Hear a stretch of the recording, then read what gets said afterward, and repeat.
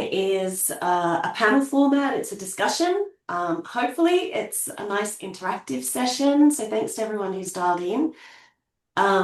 If you're happy to take yourself off mute and jump in and ask questions as we go, I'd welcome that. But if you are worried about interrupting the flow and you want to stick any questions for our panelists in the chat, you're also welcome to do that. And I've got my chat box open, so I'll try and keep an eye on both screens. I'm Bryony Lawrence. I can see there's a couple of names I don't recognise on the call. So just to explain who I am, I'm one of the CIs that are involved in the MoCRE, and I'm based at University of Wollongong. I'm a teaching academic and I do drug and alcohol research, and I work closely with Ali and Pete Kelly down here in UOW. And today my job is to try and chair this. You can probably hear from my voice, I'm not 100%. So we have Ali on standby to step in if I have a coughing fit and disappear off Zoom. But we'll see how we go. I've got my lozenges handy. I should be fine. We've got three great panelists today. We've got Anke down here on my left. I'm not sure where she's in your screen. Courtney up here. And we've got Nina, who's a dual role. She's involved in our CRE, but today she's also a panelist talking about experiences. These folks are people who are either currently doing a PhD or have completed a PhD, and they've all gone quite sort of different career paths. So we thought it would be useful for our PhD students and early career folks to hear from people who haven't necessarily followed a traditional career path, although Nina might talk about her academic career path in a moment, and how doing a PhD might fit in with that. I asked our panelists to kind of think of a 2-minute introduction for each of them themselves, so I might hand over to you one at a time and let you kind of talk about who you are and where you're working and where you're at in your PhD. So Nina, I can kind of see you up in the top corner there. Do you want to kick off? Yeah. So I think I know all of you here. Obviously, I'm Nina. I work on the CRE, but you might not be or might be less familiar with my background. So just a quick recap. So I finished my PhD in 2019. It was actually with Leanne, but back at QUT. Where I looked at the association between personality and the development of substance use disorders. So working with adolescents up until young adults. So finishing my PhD, I guess one of the big draw cards for me with research is that you can kind of travel a bit internationally. And one of the things that I wanted to do was do an overseas postdoc. I really wanted to go to Europe. That's where I really wanted to go. I'm originally from Europe, so I was like, it'll be a nice little, place to go back. So naturally, I ended up in the US because I found a job there that seemed interesting, and I ended up getting it with a really great team at the University of California in San Diego. Um, so I worked there with Bill Perry and RP Manassian, two really great supervisors that I had.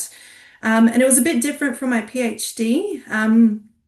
So I looked more at the association between substance use, primarily methamphetamine and cannabis, on neuroinflammation and cognitive function. So it was a little bit different. It was very interesting, and gave me kind of like a broader understanding of substance use, which was pretty cool. Um, but one thing that I really kind of loved during my PhD was that youth focus. So I was at UCSD for about a year, where I was able to secure a bit of funding as well from the National Institutes of Mental Health funded grant to look at the effects of HIV and methamphetamine on cognitive function, but it didn't have that youth focus. So one of my contacts during my PhD, who I randomly approached at a conference and got to know a little bit, emailed me and said that she's got an opportunity available with her in Montreal, looking at the development of cannabis use disorders across 25-year-long longitudinal data birth cohort. And I just went, wow, that's kind of exactly what I want to be doing right now. So I applied and ended up getting that position. So after just over a year at UCSD, I moved to the University of Montreal in Canada. And I was there for 2 years. It was a really great opportunity to kind of go back doing something I loved, and was able to secure a Canadian Institutes of Health Research, which is their equivalent of the NHMRC fellowship, to look at the development of cannabis use disorders using that birth cohort data, which was really rich and really nice to do. So that's where I was for 2 years, and then I got in touch with Leanne because I always wanted to come back home, and I was like, hey, I'm ready to come back home now. And yeah, Leanne had this position going with the MoCRE. So that's, I guess, a really quick synopsis of my journey. Lovely. Thanks, Dina. Um, Courtney, do you want to take yourself off mute? Yep. So some of the UQ people might know you, but a lot of the others on the call won't. So do you want to give us a bit of an idea of Yeah. your PhD? Yeah. Yeah. I actually feel like, well, I obviously know Leanne, my PhD supervisor. Hi, Leanne. But I tend not to know a lot of the other people who are going through doing their PhDs at UQ, because I kind of did mine in a different way. I essentially, I started out at the National Drug and Alcohol Research Centre when I finished uni. And Bryony and Gab, I saw Gab earlier, actually interviewed me, I believe. And I stayed there for a couple of years as a research assistant and a research officer. And then I was ready to move back to Brisbane, which is where I'm originally from. And I think it was Alison Ritter suggested to me I go and apply for a job at the Queensland Network of Alcohol and Other Drug Agencies. So for anyone who doesn't know QNADA, they're Queensland's peak body representing the non-government alcohol and other drug treatment services in Queensland. And I got a job there as like a policy officer or project officer, I think. And I had always, I guess from my time at NDAC, Bryony mentioned earlier, I think before everyone joined, there was this very kind of traditional pathway that's set out ahead of you. And I very much felt that when I started at NDAC, every research assistant and research officer was doing their PhD or their Master of Public Health, and everyone was kind of following this career path into academia. And I certainly didn't know of really any other kind of career pathways that were particularly available once you do your PhD. I kind of thought that was, I guess, locking yourself into being an academic, a career academic.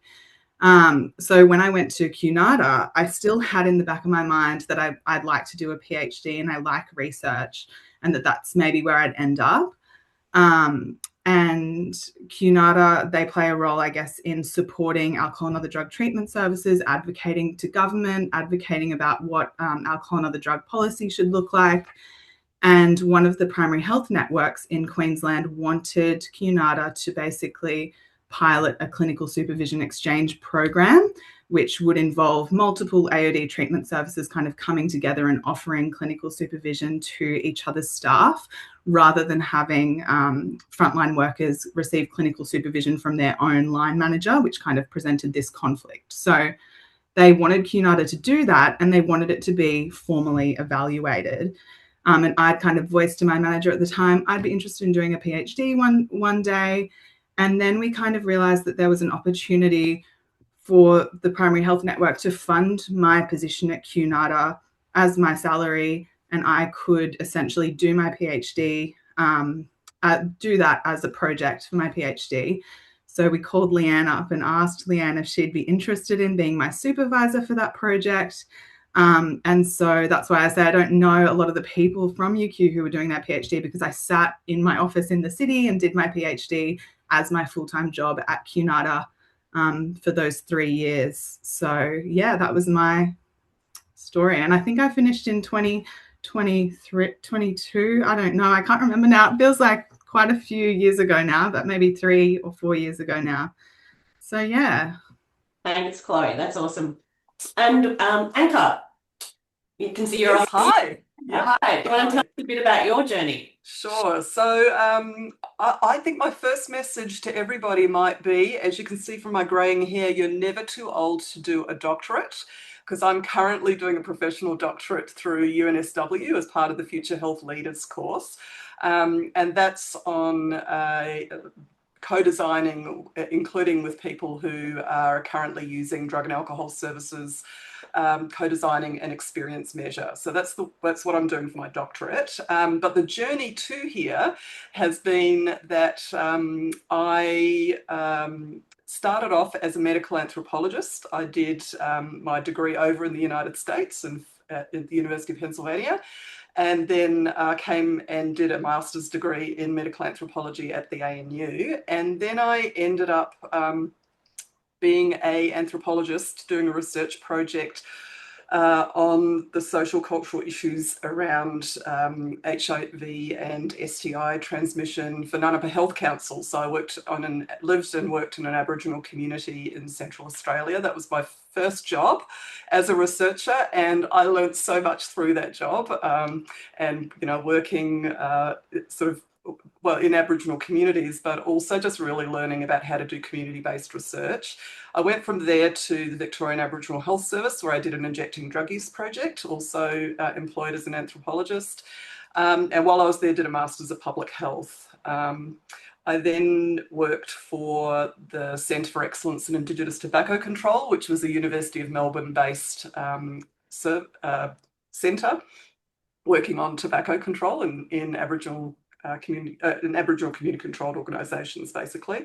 So I had a little bit of about 4 years in the university sector, and then I returned to the community sector, and I currently work at the Alcohol, Tobacco and Other Drug Association, which is the sister peak of QNADA that Courtney just talked about. So we do the same role as QNADA, but here in the ACT. And my professional doctorate, I'm really lucky that the organisation is supporting me to do it. And the project that I'm doing is basically a funded activity of ATODA. Yeah, I guess that's in a nutshell. We'll get into further detail. I have a question for you, Anke, especially for everyone else on the call as well. What is a professional doctorate and how does it differ from a PhD? So a professional doctorate is basically there's an agreement between my workplace and the university that enables me to do a workplace-based project as part of the doctorate. And so it essentially, I think, makes it, because I did try to do a PhD years ago, which was more the traditional kind of PhD. But this is actually much better suited to me because it means I can actually have an arrangement with my workplace where I can spend some time working on my doctorate within the workplace. It's a much more, certainly my professional doctorate is very practical for the organisation and for the sector. So, yeah. That's a great explanation, thank you.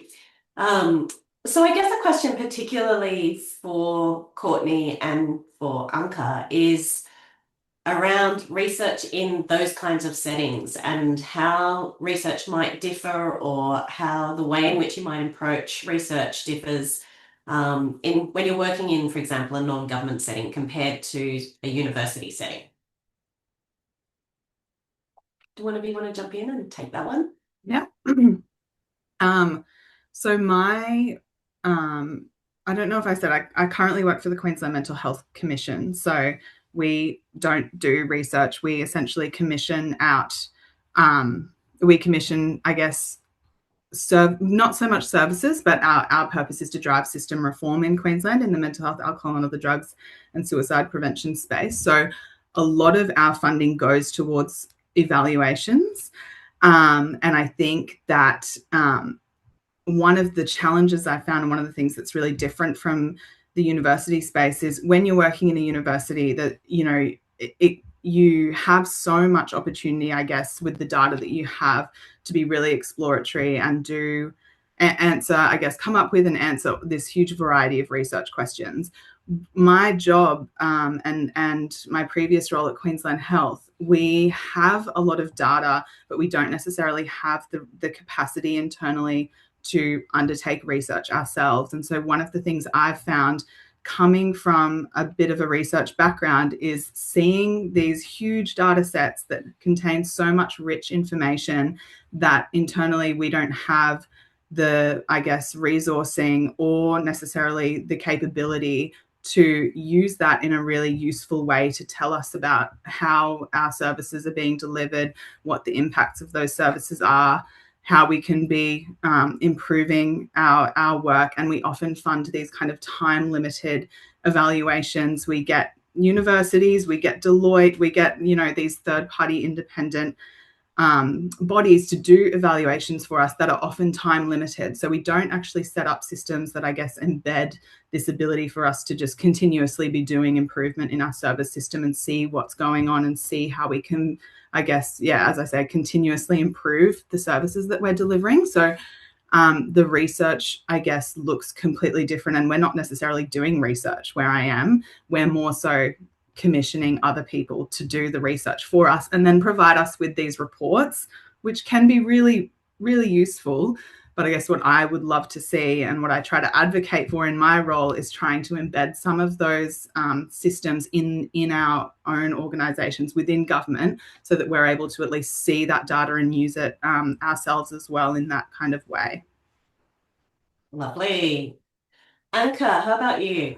Yes, so I think for me, it's a bit around the practical application of research skills. So I'm currently actually the acting CEO, so I'm actually not doing very much sort of research work at all. It's actually mostly administration, but it's really critical to be able to, a little bit similar to what sort of Courtney was describing, about applying the research skills that I've acquired to the way that we the way that I do my other work. So more around the advocacy and policy work. So having to understand the data, having to be able to apply the data, being able to, effectively communicate what's being, what you've got from the data, and being able to, do the sort of the experience I've had in community-based research is really about how to talk to people effectively, how to, communicate at different levels and to different audiences. And that's all stuff I've kind of got from the research process as a social scientist, yes. I really like that. And it's the kind of, you're anticipating the question I was going to ask around, how does doing a PhD help you in your role at this stage in your career? I guess, do you have any comments about that more generally around your motivations for doing your doctorate and how it's going to help you in your career at this stage? Do you want me to start? Is that? Yeah. Yeah. So my motivation, frankly, for doing the doctorate was that because I'm sort of committed to staying in the community sector, I was finding around me people who were able to put doctor in front of their name are actually taken more seriously. And so for me, it was really a way to be taken more seriously, so that when I'm talked to by the media, or when I'm fronting up with the minister, or doing the advocacy work that I would be doing for the organisation anyway, that's actually as embarrassing it is kind of is to admit, that is sort of like one of the motivators behind doing it. And yeah. That's really interesting. But in terms of kind of, are there any skills that you're getting out of doing your PhD at this stage that are helpful to you in the broader role?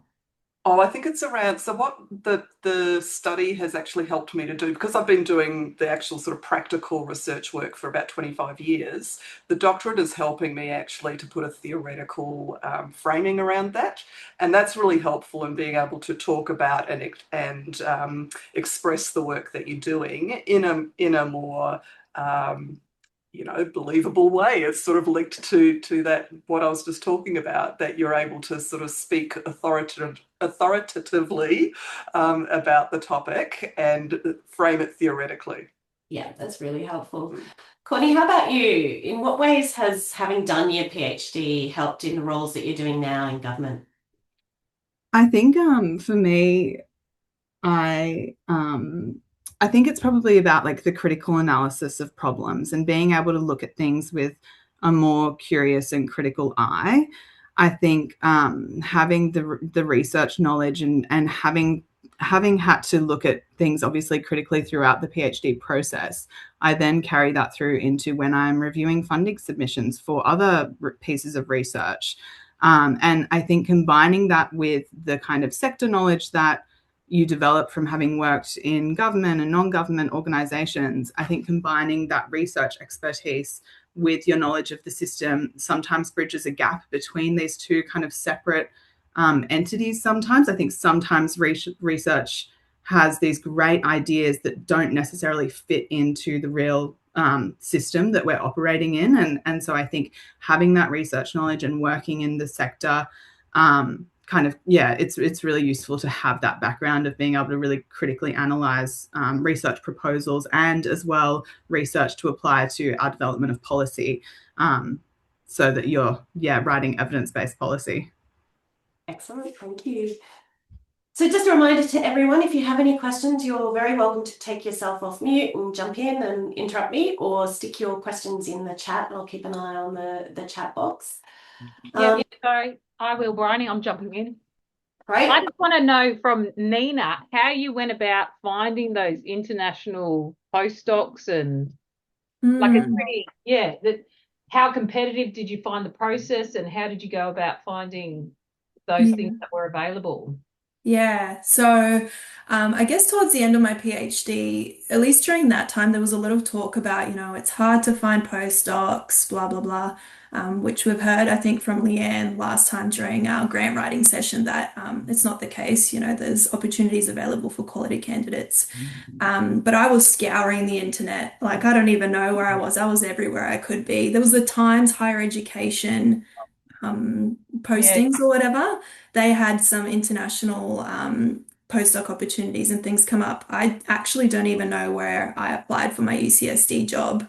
But somewhere online I found that one. And with the Montreal one, I cold emailed Natalie Castellanos-Ryan after meeting her in 2017 and hanging out a couple of times. I was like, hey, do you have anything going?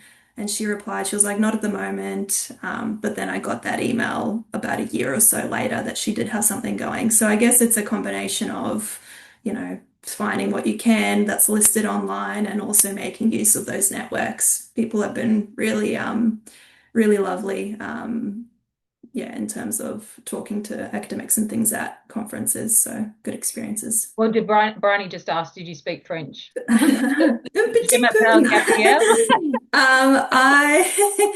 I have tried very hard to learn French. I did French immersion, so University of Montreal is a French instruction university. So all of my lab meetings and everything were done predominantly in French. They would try to speak English for me in the beginning, and then it would kind of always devolve into French because that's what they were more comfortable in, which is fine. And by the end of my 2 years, I was able to understand, French and stuff, but my speaking is, I've got a pretty good vocabulary. My speaking is pretty atrocious, unfortunately. That's great, but that's a real cognitive effort, sitting in meetings in another language. That's cool. Yeah, it was really going in the deep end. It was cool. And I think it's really interesting. I think it's something that we don't often think about, I guess, in academic careers, maybe how important is it to be mobile and sort of follow opportunities where they present. Because I think originally when Bryony and I were at NDARC, it used to be that the NHMRC fellowships, you could only get them if you moved institutions. And then they kind of then everyone could write a justification of why you needed to stay within where you were. But it's probably better to get that experience in different research centres. And did you notice a difference, like between how they do it over there and how, like, postdoc position here? Differences. Yeah, there's good question. Pretend Leanne's not here. I think in the US, there's much more of a hierarchy in terms of research, whereas in Australia, it's like more of a, you can kind of bring your ideas to the table and contribute as, a lower or earlier researcher, whereas in the States in particular is quite hierarchical. So that was interesting. That was kind of like a big difference. The language was a big difference as well, obviously, in Canada. There were a lot of things available to international postdocs in terms of developing a community and feeling like being a part of the university community, which was really nice. So at UCSD, they had the international community hub, whatever, where you could meet other international postdocs. There were tons. So I made lots of good friends that way and really felt kind of at home. But yeah, I guess those are kind of some of the things that spring to mind being different. Question for all three of you, which is often a topic of conversations we have in these groups, is around the importance of papers. And I guess I'd be really interested to hear from each of you, you know, what you think about publishing your own papers, but just the peer-reviewed literature more broadly. How is it used in your own jobs and in policy or advocacy? Courtney, do you want to take this one? Yeah, the last part of your question is like, I don't really like to reflect on it because I think the answer is not nearly enough. Like, I think we all know that the rate of implementation of research, I think there's like, it takes on average 15 years for 20% of papers to be implemented in practice. Like, it's something really terrible and shocking when you think too deeply about it. And it makes sense to me in my job. Like, I feel like we are constantly having to make policy decisions that feel small, but together all add up to shaping the system that we work in. And I couldn't tell you the last time I've sat down and had time to like read a journal article. That's just not what my job entails. And it's not what the jobs of anyone around me entails, which isn't a good thing. In terms of, you know, publishing papers, it's funny to reflect on that because I was just thinking, I hand on heart couldn't tell you like how many papers I would have my name on, or I can't even remember how many papers came out of my PhD. It is something that I've not thought about since I finished my PhD, and no one thinks about in my job. You don't even consider it when you're kind of looking at you know, hiring people. That's not something that you're looking for because it's just not the skill set that you need in the kind of job that I do. So I do find that's something that I really like because, of course, coming from academia, there is a lot of pressure on people to publish papers, and I feel like you're incentivized to have that kind of success, and it can feel very like individualistic and competitive and difficult. And I feel like I've taken a huge step away from that, and I just never think about it. And that's like a really nice, refreshing, I guess, space to be in. So a follow-up question I have then is, you know, thanks for your frank assessment of how important our papers are for policy. I know. But no, in reality, what should researchers do to make sure that they are disseminating to the right people and the right decision makers, and making sure that, you know, the important things that we're finding in our papers are actually shared with the right people in government and decision makers? I think that having relationships with, I think like at the Commission, we have relationships with pockets of various research institutions and the pockets of researchers that we often would reach to for funding and evaluation, who then feed back to us their own, you know, like we have a relationship where there is a channel, I guess, for sharing research and understanding and applying that to our work. And of course, conferences, we go to conferences all the time where you often are hearing so much evidence and research that you then do take back and apply or try to apply. But the other part of my job is, and government and my experience of government, is that things are so set in their ways. And so the structures, I guess, take a really long time to change. It's a very bureaucratic system. And that can be one of the huge frustrations, is how slow it can be, even when you know you can be doing things better. Actually getting all of the machinery to work in a way that changes that can be such an uphill battle. So even when you know better and you're aware of how you could be doing things better, it's not necessarily that easy to just change. So I guess that's also part of the challenges. Even when you do know, implementing it is another kind of thing. Just a follow-up question from Tara in the chat. If the focus isn't on writing and publishing papers, what skills and experience are you looking for when hiring within government jobs? I think it's like predominantly, I would say it's understanding the service sector and being able to manage projects and deliver outcomes and meet timeframes. And I do think that for me, doing my PhD gave me a lot of those skills. It's just a big project. It's a project management, and it's managing timeframes, and it's all of those things. It's working independently. It is so many of the skills that don't necessarily seem super applicable to working in government, but they actually are, and it just kind of needs to be reframed, I guess, in that way. Really helpful. Nina, do you want to make a comment about papers and the importance of papers to you in your journey? Yeah, so publications in academia are quite important. Yeah, a bit of a difference from the government and the academic setting, I suppose. So I guess, particularly when you're applying for, I know a couple of fellowships that I've applied for, having publications behind me was helpful. And also getting the jobs as well. I know that was kind of helpful having publications in quality journals, of course. So, publishing quality stuff. Yeah, a bit of a difference. Anke, how do you feel about papers in the setting that you work in, but also as a doctoral student? Sure.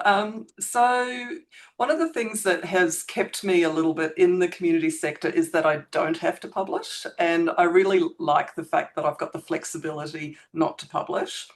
And I mean, I think things are possibly changing a little bit in academia, but what I like is the flexibility of being able to publish what matters and to be able to choose the publication type or the dissemination type according to the audience that it should reach. And so, I mean, with my doctorate, my thesis is partly by publication, but because because the work is on the actual doing the validation of an experience measure that we've designed, that's well suited to academic publication. And so I'm choosing to do academic publication in relation to that. But other components of the project are around writing community reports or designing pamphlets with a project advisory group that then reach a community of service users. And so probably half of the things I've written in my career don't even have my name on them. So I've actually written those, but they've got the name of the organisation on them, for instance. And to me, that doesn't matter because they've actually reached the right people with the right branding. And it means that we're able to choose how we communicate to government, how we communicate to service users, how we communicate with service providers, and not be constrained by it having to be an academic publication. So, yeah. And just a quick follow-up question, Anke. I looked up your publication history before this session, and it's super impressive just to anyone on the call. Anke has published a lot of papers. And I guess my question is, how did you do that? How did that fit into your life? So I think if you were to scrutinise my publication record, you'd find I'm not a first author on quite a lot of the things. So it's actually joining up with other people, and because I don't have the capacity often to do those things, to be the first author, I've been a second or further down author. I've done a lot of conference papers, and so that's actually how I have built up quite a lot of the record. And it's a key way that I've been, and particularly over the past 12 years, I've been involved with APSAD very intensely, and so I've been to almost every conference since then, and done papers at the conferences. So thank you for that terribly nice compliment, but I'm not sure it's deserved. Of course it is. Okay, a general question looking in the chat around sort of the jobs and pathways that you've all taken. What's job security like where you're working, and what's work-life balance look like in those different settings? Courtney, do you want to take this one first? Yeah. So where I work currently, most of the jobs are temporary jobs. The commission, we basically receive funding in the budget that the government decides for a certain given period. At Queensland Health, my substantive role is a permanent role. So that alone, I guess, is a really cool opportunity that I've had. I have this permanent job at Queensland Health, and I've had the opportunity to do a secondment to another part of government, and you can do that to any government agency that you wish to do. And I found that in terms of like work-life balance, it's been really good for me. And that's one of the reasons not that I didn't have good work-life balance at QNATA, but when I was at QNATA, like you don't get paid parental leave, generally speaking, in the not-for-profit sector. And I was ready to start a family. So that's why I moved to government. One of the reasons I moved to government. And it kind of has been amazing for, you work your hours and you go home and you don't stress about work when you're not at work. You stress about it when you're there. But outside of those hours, like I do have a really good, I guess, work-life balance that I get to enjoy. Excellent. Nina? Job security within academia. I guess you're kind of generally on contracts a lot of the time, hey, unless you find one of those beautiful but quite scarce continuing positions. So generally contracts of like 1 to 3-ish years, maybe a couple more if you're very lucky. Continuing opportunity does sound like very nice and stable, but it's just not the really reality, I think, for a lot of especially early career researchers. And work-life balance is good. I've got it baked into my role at the moment. So, as I'm sure most of you know, I was on parental leave, and I came back about a year ago, and I'm now working a 0.5 FTE. So I work a 5-day fortnight. So it is a little bit baked in, which is nice. I guess that's it. Anke, you're juggling a lot of things. How do you do it? Yes, indeed. Well, I'm really lucky that my kids are now older. They can take care of themselves.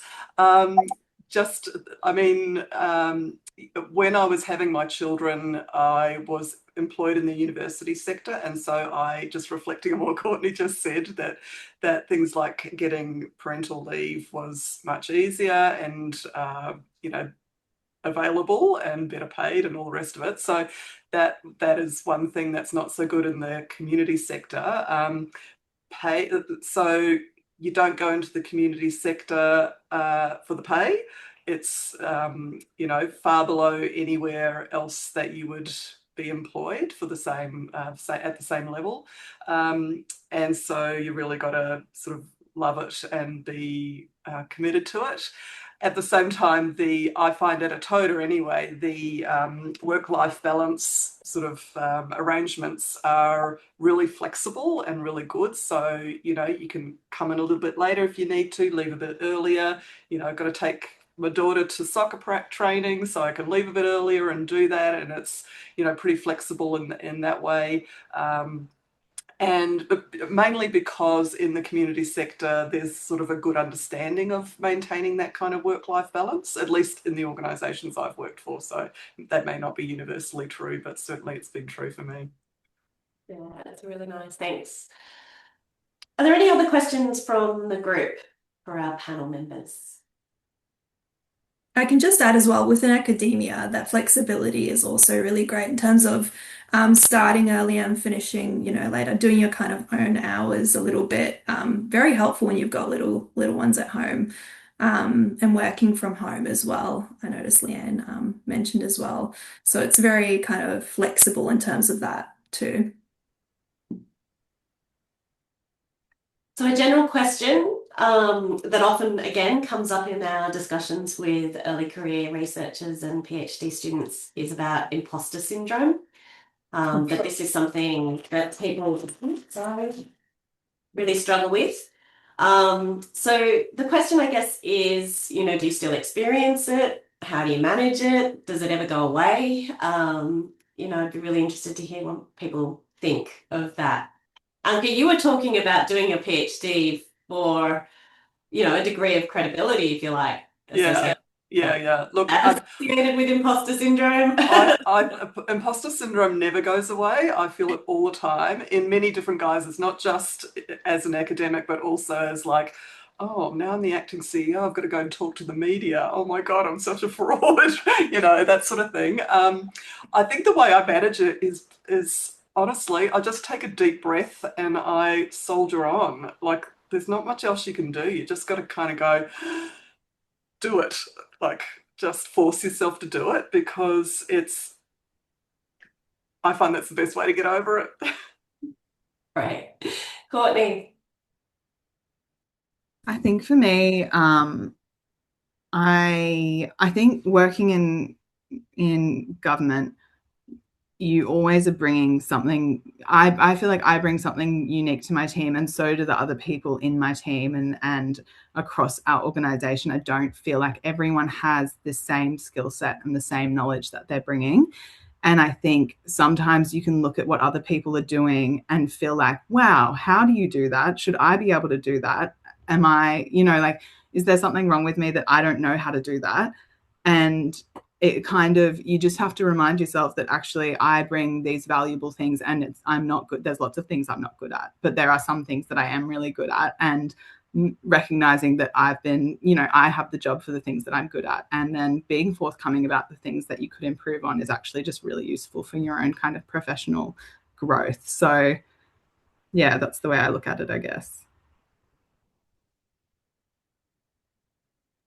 Nina?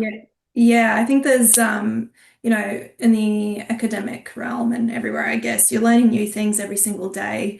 There's always going to be a project or a different methodology or just area of research that you haven't encountered before and that you're going to be learning new things all the time.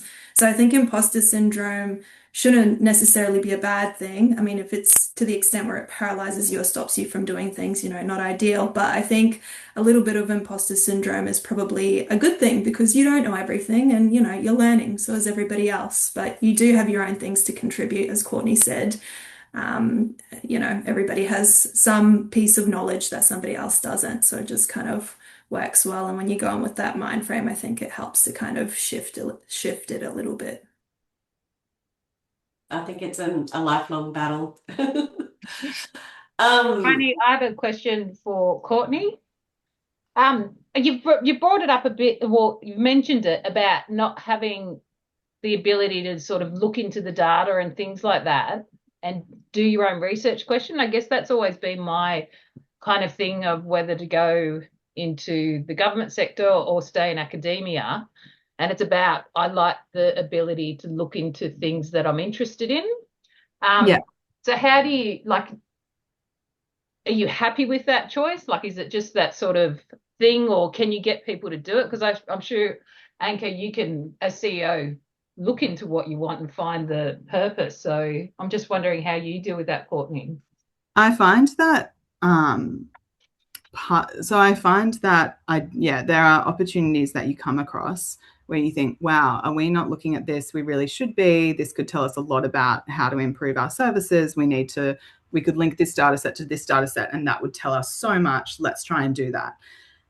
And then so much of the challenge I've found is communicating the rationale and I guess the benefit of doing something like that and getting people on board and getting executive leadership on board with this idea that might need executive leadership endorsement. So linking Commonwealth-owned data to our Queensland Health data could tell us so much that we don't currently look at. And getting people on board with that is something that, that's what I was working on before I went on secondment, and we were making progress, but it felt really, really slow. But now that I've left, that project is continuing in my backfill, and we are getting towards this place of being able to link these data sets, and people are having these ideas about how we could be tracking, consumer journeys through the system, and that will tell us so much. But I think actually there's this opportunity to see the real world impact of having these kind of ideas and using that research lens in that setting where lots of people don't have a research background and lots of people aren't thinking about it in that way. So it can be really valuable and it can be really challenging and slow, but I think as well as that, it can be super rewarding when you do it. But so much of the challenge is about your ability to communicate why something like that would be useful and valuable to the people who need to hear it and the people that you need on board. So I like it. I like the opportunity to find, I guess I like that I have that opportunity to find innovative ways to do things differently. Because you feel like it's going to have a real world impact, I guess. Yeah, cool. So a question that's come up in the chat is around career trajectories. So how you see your career trajectories and opportunities going forward. I know that we've got people at very different stages of their career on the panel, so I think that would be an interesting one to reflect on. And also whether you were proactive in planning your career, like how did you get to where you got to? Does anyone want to jump in and make some comments about career planning? I suppose I can start. So I'm at the latter end of that career planning. When I was when I was leaving high school, I wanted to be the Secretary General of the United Nations, but needless to say, I have not achieved that. I fell at the first hurdle even. So anyway, so I haven't reached that. But in terms of planning, I think I more or less fell into things. Like my first job, for instance, I went to, a little bit like what Nina was describing earlier, I went and spoke to somebody about just kind of sussing out the idea about doing a PhD. This is when I was at the ANU, and she happened to pass my name on to someone who was recruiting for the job that I ended up getting in Central Australia. So it kind of, I got the word out about what I wanted to do, and I thought I might want to do a PhD, and I sort of fell into the community sector and doing research in the community sector, and then it all sort of progressed from there. I think that my plan was always about social impact, and so that was always the agenda that was in the back of my mind every time I was going for other jobs. But now I'm in a position where I've worked my way up the organisations. I've been here 12 years, and now I'm in the acting CEO role, and and really learning a whole lot of new skills, and that's been very exciting for me. So in terms of just acquiring skills that I otherwise wouldn't have gotten is just really exciting. So the next step might be even moving to a different sector or something like that, just to expose myself to a different set of skills, and to use the skills I've got in a different context. Yeah. Well, thanks. Nina, Courtney? Yeah, thanks, Anke. That's very helpful for someone who's kind of at the beginning of their career. Yeah, I guess a bit of both. I've kind of had a loose, idea I wanted to stay in academia, but I was also kind of just looking at the available opportunities and being a bit flexible in terms of things. So I guess there's a bit of a rough outline of what I want to do, but then I just kind of look at what's available, I suppose. Yeah.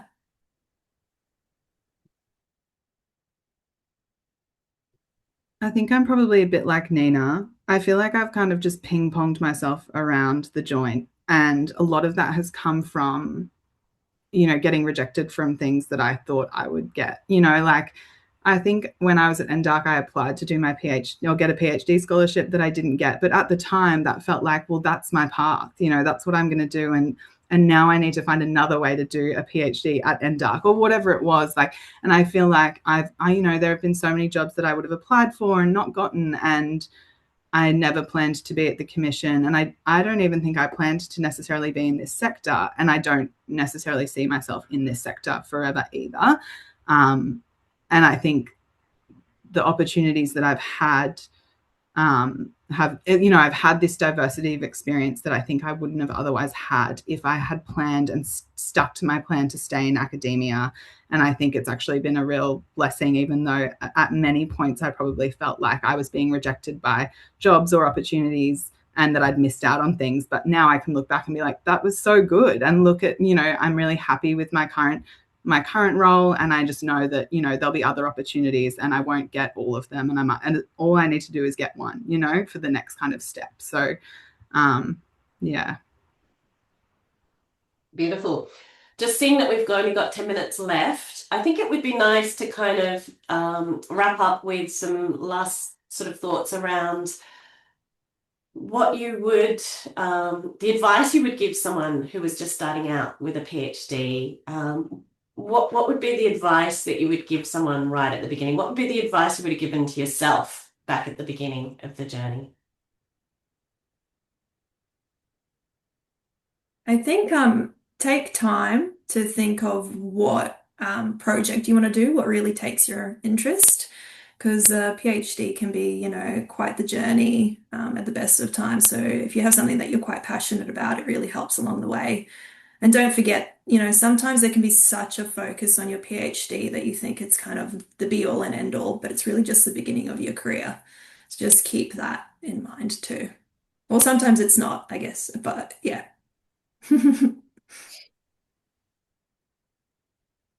Yeah, I think just circling around to what we were just talking about, it's about, remaining open to new things. So, you might actually get through the first year or two of your doctorate and realize that that's not the thing for you and you actually want to go do something else, and it's actually okay. You shouldn't, that's not a failure, that's just a change in perspective. Or what happened to me the first time around was that I started having kids and I just couldn't finish my doctorate because I had kids, so it just happens. And at the time I beat myself up over it, and I wish I hadn't, because I shouldn't have. That wasn't really worth it. It was just a different way of going about it.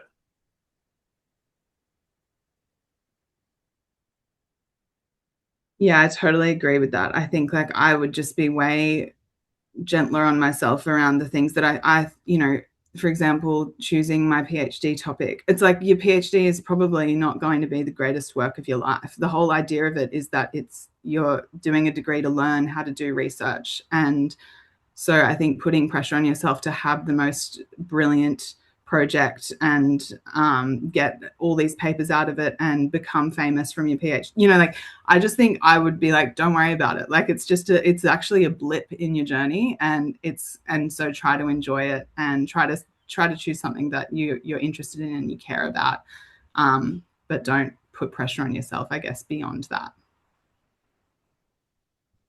And I guess, sorry, I was just going to say, and I guess the three of us are testament to the fact that you can actually have different pathways. And so when you do a PhD, you can actually do very different things with it. And this is my opportunity to do a plug for the community sector, because the community sector actually really, really needs good quality researchers working in there, applying your skills to the community sector. So this is my plug for that. So please come join us in the community sector. Beautiful. And whether we meant to or not, I think totally inadvertently, actually, we've assembled a panel of women all of whom seem to have caring responsibilities or interest in developing families and growing families. And, among the 3% of women with PhDs, how do you experience that kind of tension around, being a woman, possibly a mother?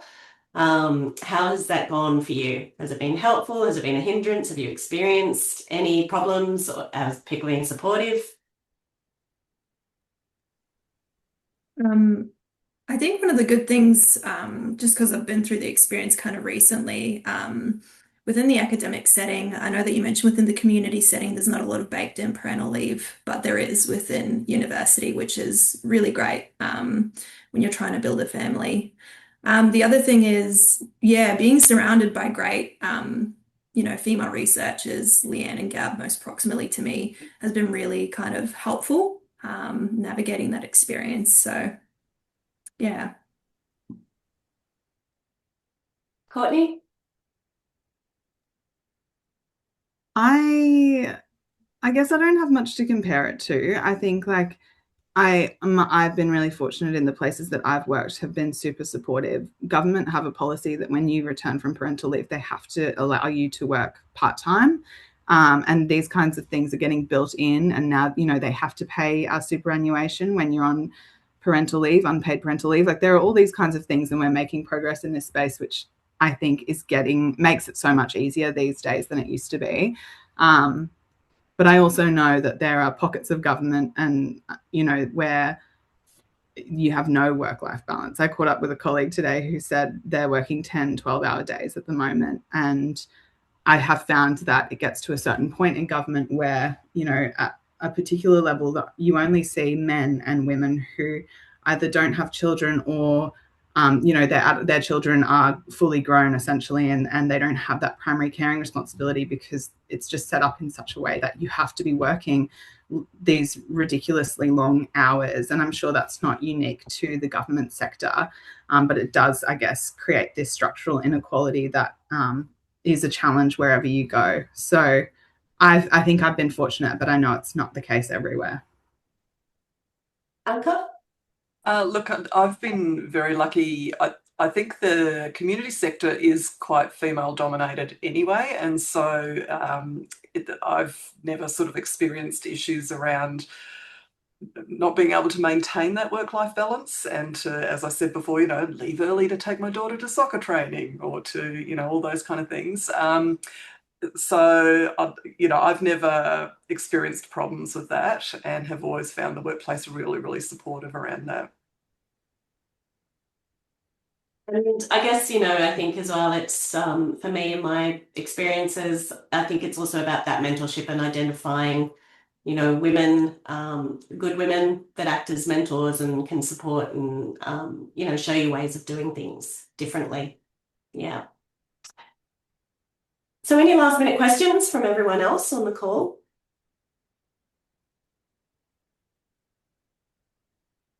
Just to wrap up, a huge thank you to our panel members. It was really great having you dial in and really lovely to see you all in this context and have such a nice informal chat. I think it's really helpful for people to hear from all these different perspectives.